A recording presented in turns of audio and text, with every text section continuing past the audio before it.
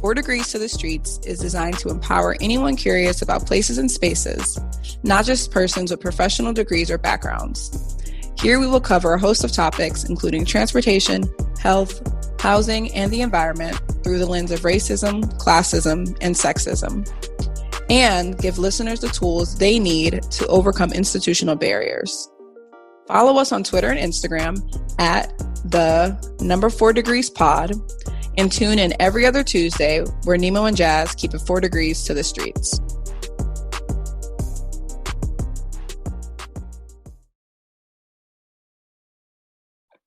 Hi, everybody. Welcome back to the 4 Degrees to the Streets podcast. My name is Nimo, and we have Jasmine. And this is our 3rd season. This is where, well, maybe Jasmine can add this in. Please cue Marvin Sapp never would have made it, because Jasmine and I have had so many life changes that have happened since we last spoke to you all, I think in March. But I'm forever grateful for my co-host. So how are you doing, Jasmine? I'm doing good. Yeah, life is way different. The podcast has grown. I'm hopeful that our audience has grown over our season 2 into season 3 break. And so I'm really glad. I remember pre-pandemic having these conversations, trying to get the podcast on, and look at us. Right. Since before COVID, and then we launched in 2020. In the last few months, we've been honored to be featured in several publications that you might have seen in our social media. One, Voyage Baltimore, a lifestyle magazine that highlights local stories, featured us in our story. So check that out if you haven't already. And then the American Planning Association, the national accrediting body for planning in the US, their quarterly magazine featured our podcast in a selection of a podcast playlist with other podcasts. So definitely check that out too. And speaking of, so just FYI, we are recording this a few months before our episode launches. So we're going to just do our little summer recap. And in this episode, we're going to be talking about a lot about places and what it means to individuals and where they live, or if they're just passing through. And so Jasmine, what was some of the best travel you did this summer? I went to Hawaii for the first time, Kauai Island, for a cousin's wedding.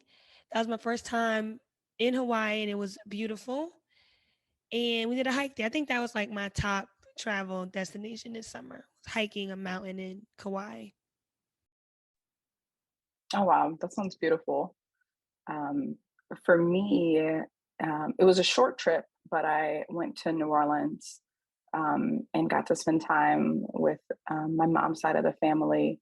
So that was nice. It was an unexpected trip, but I'm glad I was able to do that and kind of get recentered and grounded with my ancestors and my elders. So that was special for me. But as I said, speaking of places and the effect that it has on us, we're going to be talking about cost of living, and is cost of living everything when deciding where to live, or even where you go and where you visit. And so we're also going to talk about if you are planning on relocating or moving, and whether in the near term or long term, what's important in choosing that place that you live. And a few things sparked this conversation for us, and I'll let Jasmine talk a little bit about that.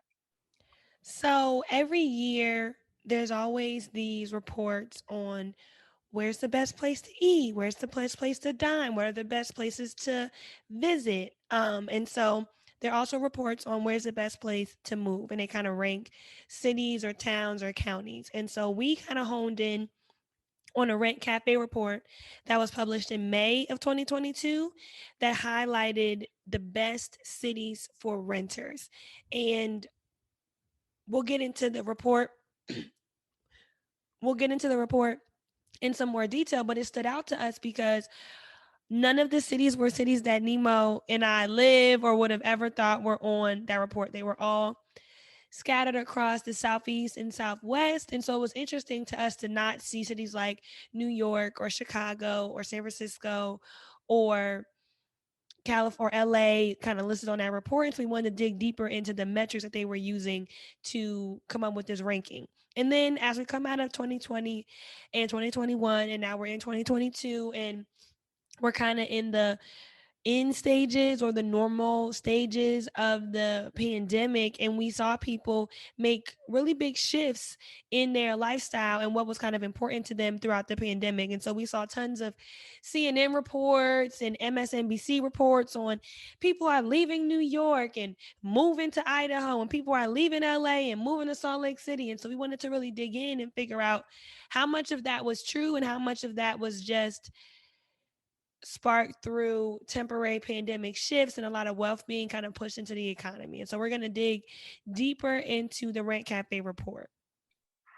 Yeah, so as Jasmine mentioned, and thank you for touching on all that. Like, I definitely think that is something we want to talk about in this episode, whether we're just seeing short-term shifts or long-term shifts and what it means and what people are really valuing when they decide to pack up and move. I know I moved this summer and it is not, and yeah, it is a lot goes into that decision, and it can be stressful. So I don't know, are people just doing it for short-term or long-term? So Rent Cafe, they have an online blog for all things in the rental industry. They also, you may have seen them if you have a property management company. They also are typically the site host for the portal. So they are all things rental. And they publish an annual report that highlights the best and worst cities for renters in various markets throughout the country.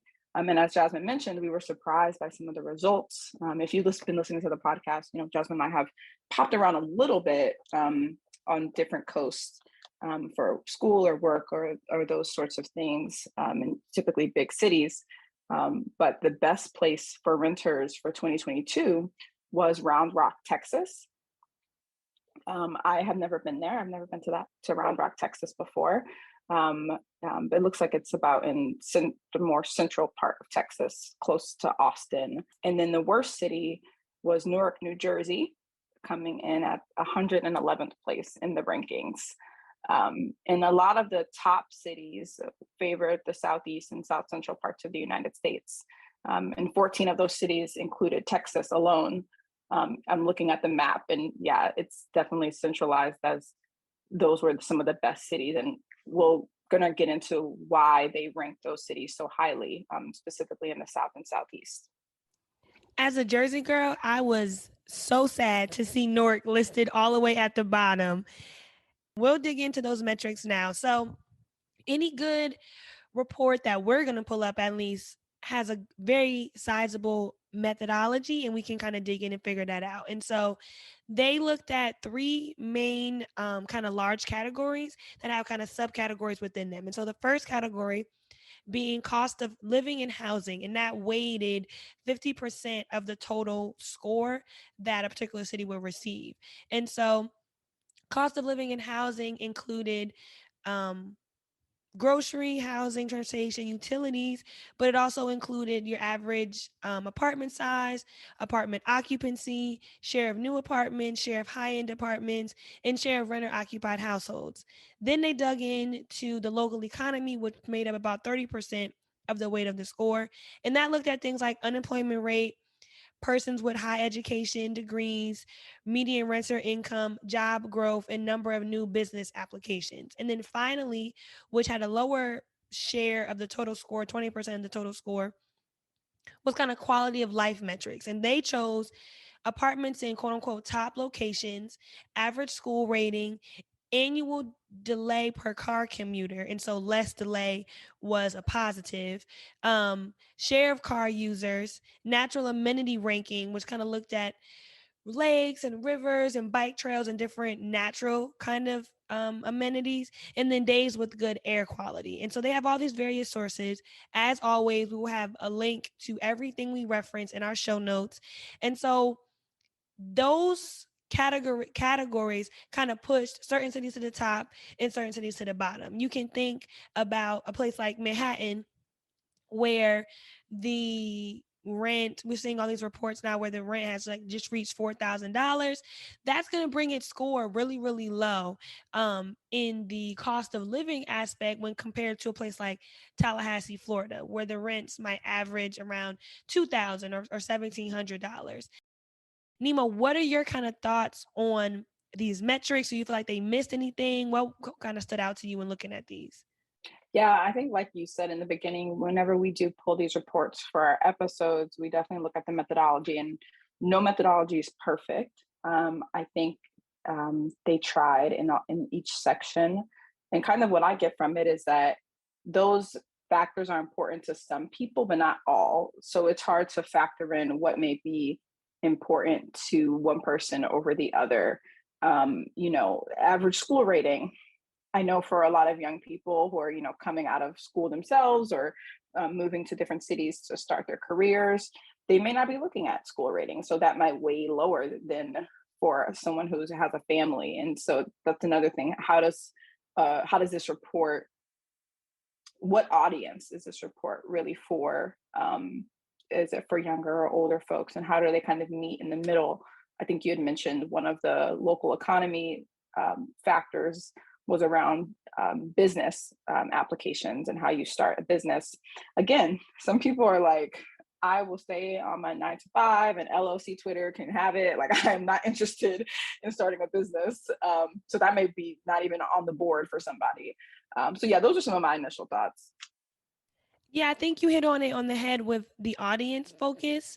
Um, for me, the quality of life metrics were not satisfactory. And right, a big issue of it is data, right? So in addition to listing their factor, they list the source where they pull the data. And so, for example, they're pulling days with good air quality and they're getting that from the EPA Air Quality Index. They're pulling natural amenity ranks and they're getting that from the Department of Agriculture. And so I think a factor whenever you're building kind of a metric or a score is availability of data that's reliable, that's accurate, that you can use to answer your question.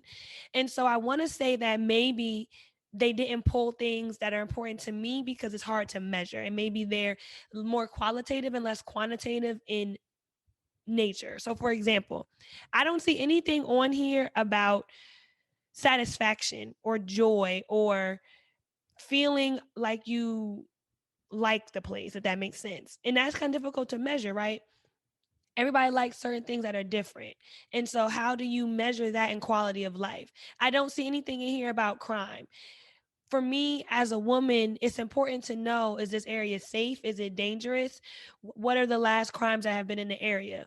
For me, as a person of strong faith, like there's nothing in here about access to various religious institutions, churches or synagogues or whatever your faith, your denomination is, like the name of your institution. I don't see anything in there about that. I also don't see anything in here about businesses, not new business applications, but are jobs moving to this place? Meaning, are there company headquarters there, or is it a no man's land? Like, what are we seeing in terms of that?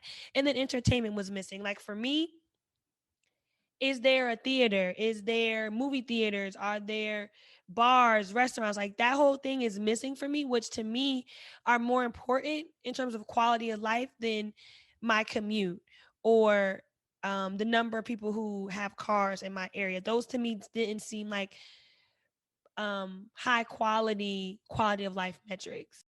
Yeah, I agree with you on the wanting things to do in the city. That was definitely something I saw that was missing. But like you said, like, how do you measure it? How do you go to like, I like when I go to a place and see that they have something for everybody, whether it's things I'm interested in or not. But how would someone measure it for the purposes of this report? And so this, as we mentioned, this Rent Cafe report was kind of a starting point to looking at comparing cities and what they offer and for who and how important it is. But this is done broadly in a similar way that I'm sure a lot of you have heard of.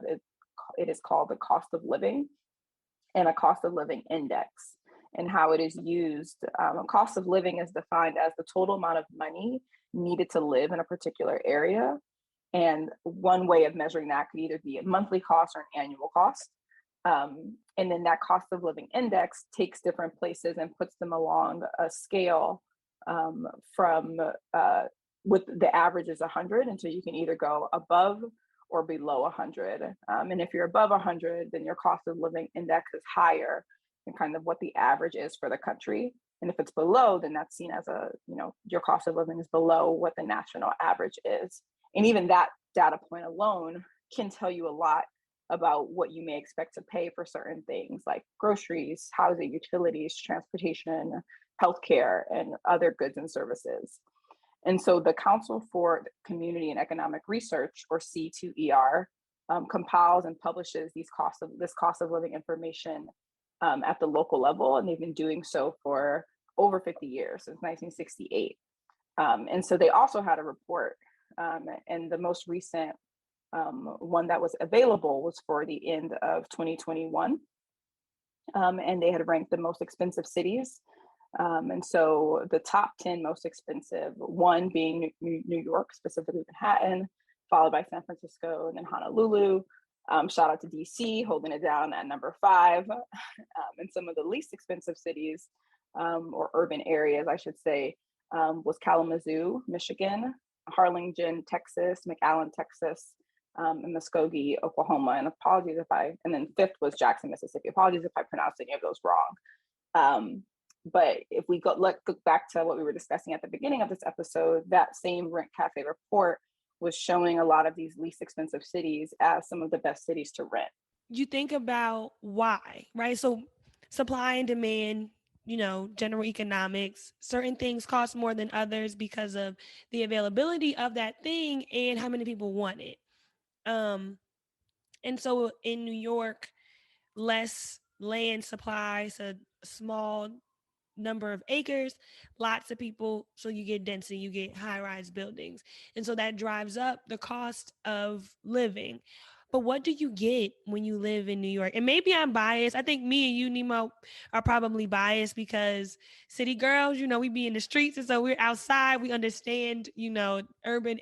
I think I can say both of us kind of have a preference for urban areas over more rural or suburban areas. I want to speak for you, Nemo. Let me know if you agree. Yeah, I would say right now I definitely prefer urban areas, but quiet as it's kept, I'm reaching my limit. I'm close to just being like, let me go back to the suburbs. And I think close. that gets to a point of the audience, right? So as you mature, as you change in your life, as your priorities change, the things you look for in a place to live change. And so I can say that Nemo and I are on the younger spectrum of the 20s. And so maybe we're in a space right now where we want to be in essential businesses, or we want to be in one of the high end neighborhoods outside of the CBD. And then maybe as we have a family or don't have a family and just want to have more space, more land, we decide to move out into those further areas. And so those are kind of the trade-offs you get. And so for me, the trade-off for paying more in Manhattan versus paying less in Richmond, Indiana, is the amount of things I can get and I can do in that space. And so that's just what I think about. And that's kind of what the purpose of this episode is the cost of living everything. Yes, you're going to spend more to be in a central business district. But if that's important to you and you're getting more out of it, then is the cost of that central business district everything to you? What are the other factors that kind of impact your decision making and choosing where to live? So what are the other, so that's one metric, Nemo. Are there other metrics to kind of measure cost of living or affordability? Yeah, and the one I mentioned that's looking at it as a COLI, a lot of organizations or employers will look at that data because it's pretty broad and standard, and they've been doing it for a long time. So if you work for a certain type of organization, or if you work for the government, they may give you a cost of living adjustment to your salary to account for things like inflation. And some of them will use this research because it's kind of been the trusted and true data point that's consistent across the country.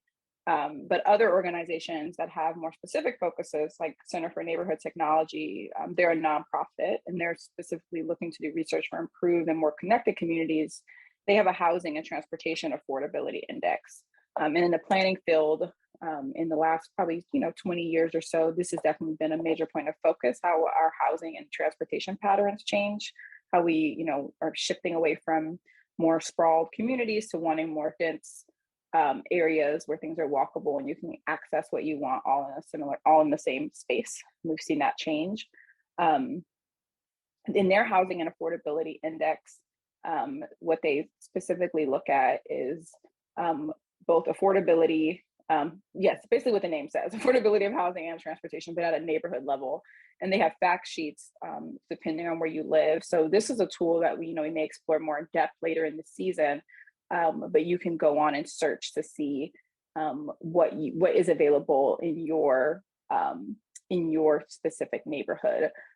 So for instance, if I wanted to pull up the Washington, D.C. area, it would show me that the location efficiency metrics. So it's how it ranks in places being close and compact together, whether it's close to jobs, how much transportation choices that you actually have. So it's saying in the DC, Maryland, and Virginia area, 56% of the 56% of that area has location efficient neighborhoods. So you can get to things that you need pretty quickly. And then transportation costs. And this is more informational. I don't think it ranks it compared to other places, but it's saying that annually you can expect to spend basically $13,000 on transportation every year.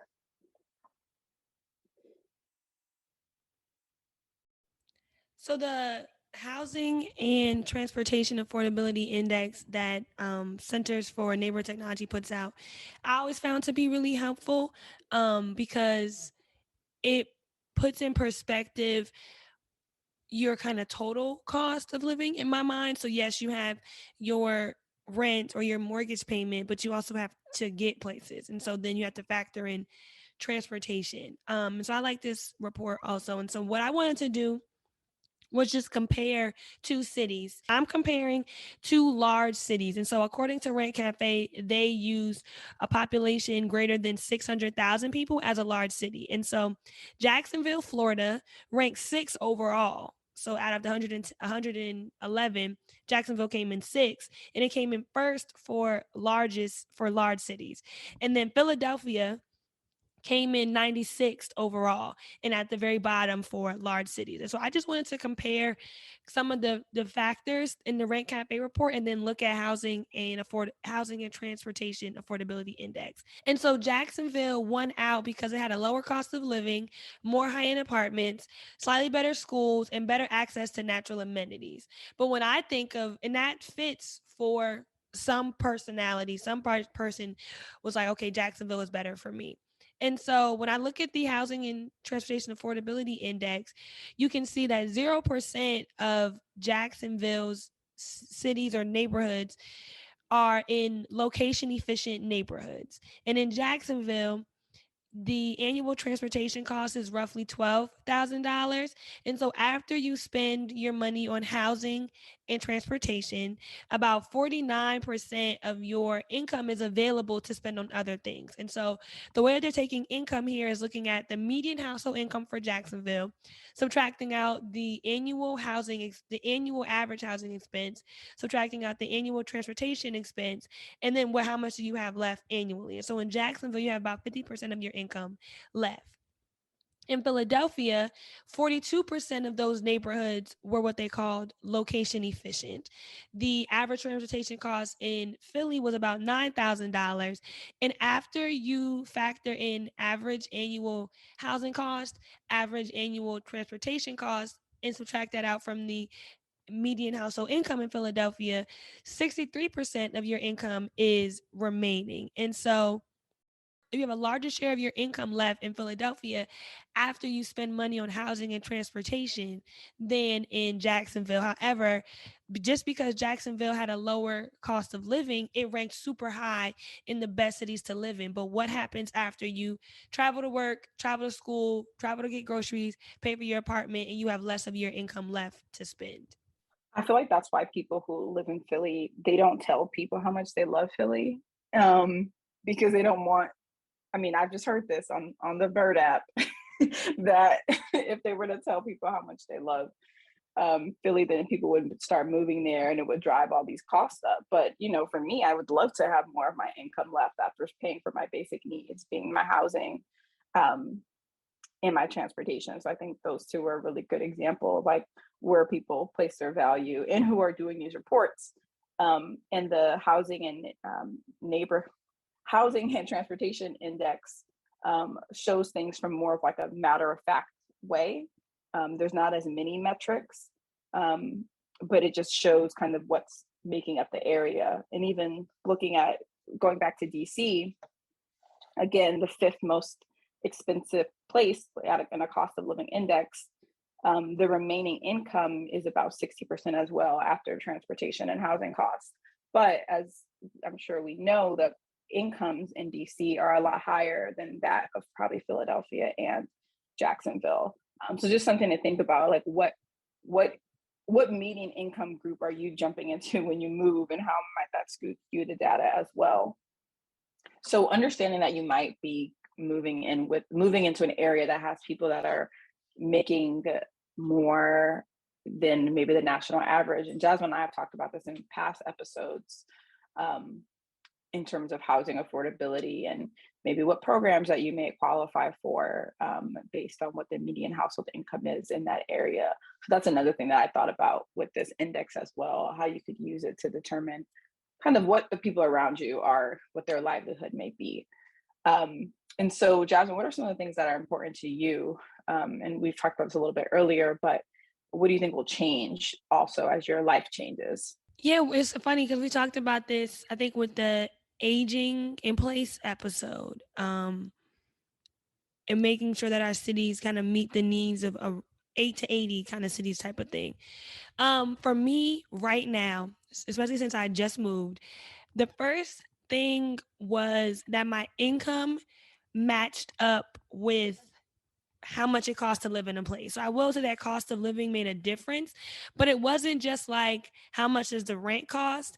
It was a composite of how much money am I going to be making monthly, less rent, less my car payment, less the price of gas, less me just wanting to go outside, and then how much did I have left. So I took that housing and transportation index and kind of added on to it, to things that I consider to be necessities, like getting my hair and my nails done or going out, at least once a weekend or something. And so making that decision was important for me and helped me negotiate in terms of like how much money I wanted to be making in that new role. So I definitely say like a composite measure of like how much money I have left after doing the things that I want to do.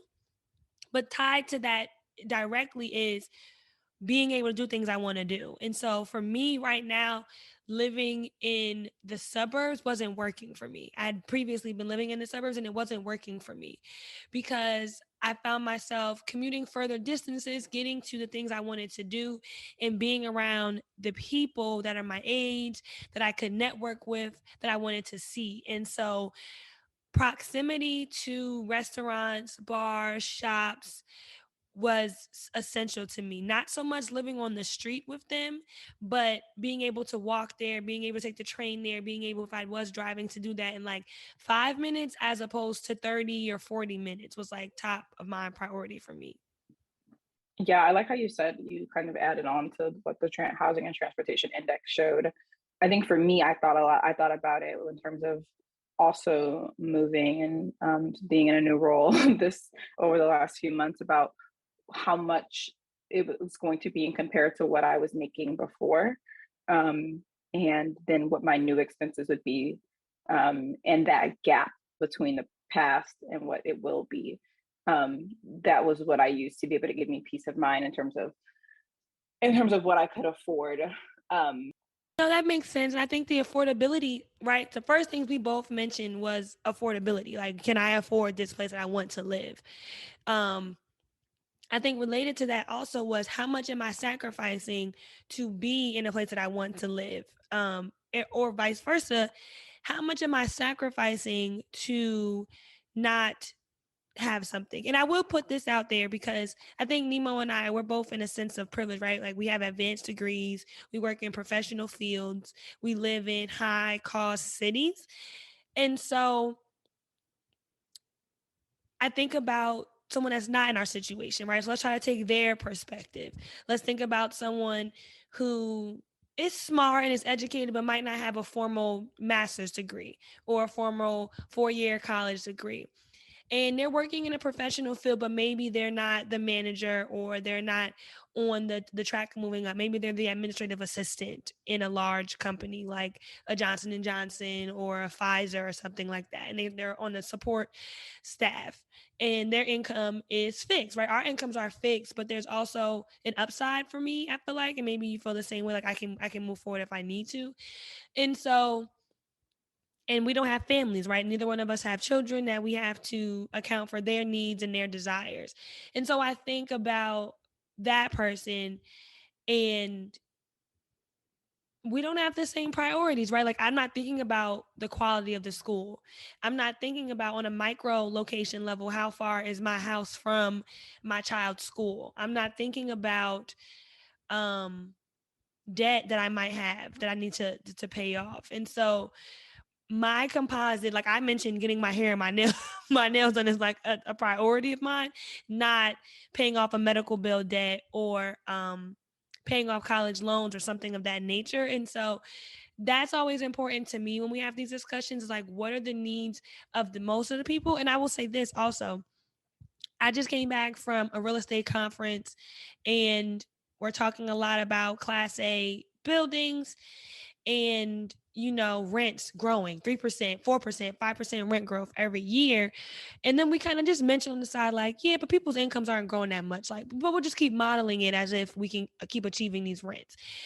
And I think it's important to realize, the 1% is a real thing, right? Like, majority of people are not making 70, 80 plus $1,000 a year. The median household income across the US is 31,000. We're designing our cities and our places for people who are the minority, for Nimo and I, who have professional degrees and who are working in high-end fields and all of these things. But that's not the bulk of society, right? The bulk of society falls somewhere in the middle.